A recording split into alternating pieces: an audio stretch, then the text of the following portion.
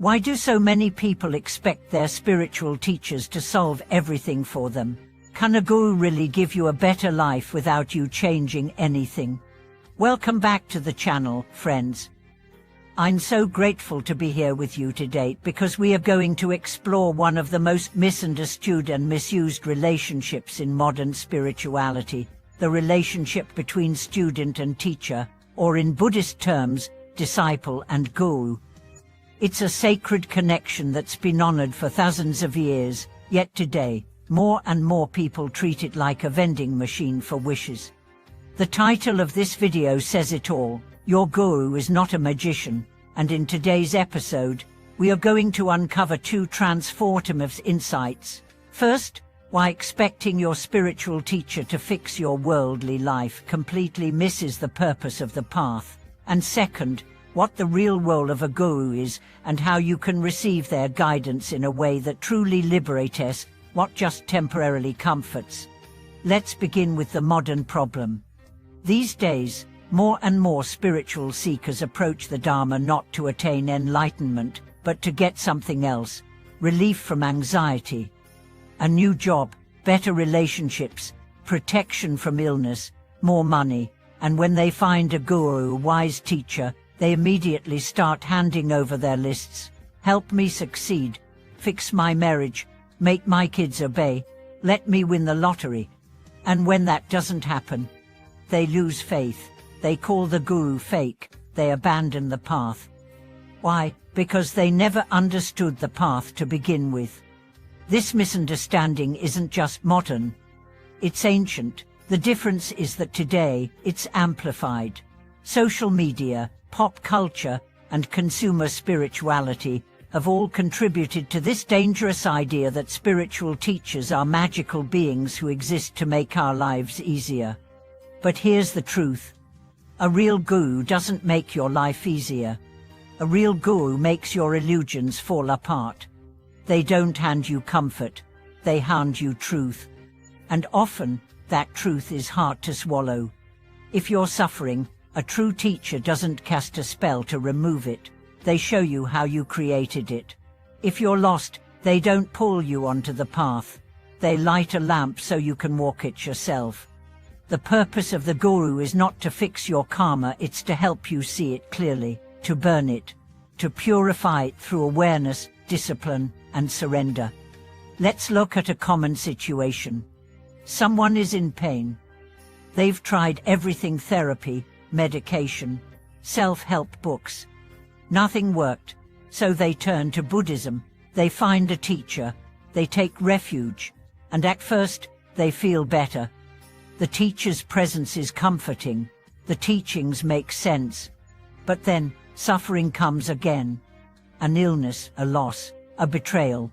And suddenly, the teacher becomes a disappointment. Why didn't you protect me, they ask. Why didn't your practice work? This is where many people walk away, because they thought the teacher's job was to make pain disappear. But the teacher's real job, to help you understand why pain exists, to help you transcend it not by denying it, but by facing it fully.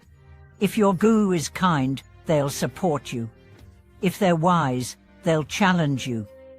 But if they're true, they'll never let you believe they're your savior. Because the true guru wants one thing: for you to awaken. And awakening isn't about having a perfect life. It's about seeing life perfectly, even when it's hard. So why do people fall into the magician trap?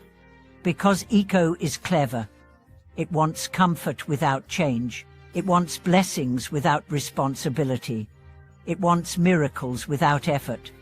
And many teachers, sadly, feed this desire. They become entertainers, performers, providers of temporary relief. But they're not helping. They're enabling spiritual laziness. The real teacher doesn't feed your ego. They ban it. They don't pamper your wounds. They teach you how to heal. They don't promise you riches. They show you your true wealth. And perhaps most importantly, they don't make you dependent. They make you free. In Tibetan Buddhism, there's a saying, the guru is the mirror. They reflect your highest potential and your deepest ignorance. They show you everything, what's luminous and what's shadow. But it's up to you to do the work. You don't pray to your guru like a god. You don't expect them to pull strings in the universe just for you. You honor them as a guide, as a lamp, as a bridge. But the walking, that's your job. Now let's talk about real devotion. True devotion is not blind. It's not based on need. It's based on recognition. You recognize that this being, this teacher, holds the map you've been searching for. You recognize that their words are not opinions, they are transmissions. And you commit not to obey, but to absorb, to integrate, to walk the path with sincerity. In this kind of devotion, miracles do happen. But they're not what you think. You don't suddenly get everything you want. You suddenly want what you need. You don't manipulate the universe.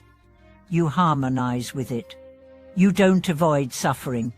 You transform it into wisdom. This is the real magic, and it's not flashy. It's not viral. It's not about signs or wonders or powers. It's about a steady, humble, courageous heart walking into the fire of truth and coming out free. Your teacher cannot do that for you. But they can walk beside you.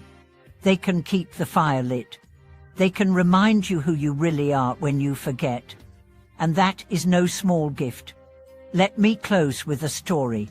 There was once a student who begged his teacher to show him the secrets of the universe. He wanted powers, visions, liberation.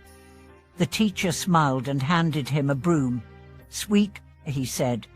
The student was angry. "I didn't come here to clean. I came to awaken." The teacher said nothing. Years passed. The students wept every day, and slowly something changed. His thoughts calmed. His pride dissolved. His heart opened. One day, he looked up from his sweeping and saw the world anew, bright, whole, infinite. He turned to his teacher and whispered, "Thank you."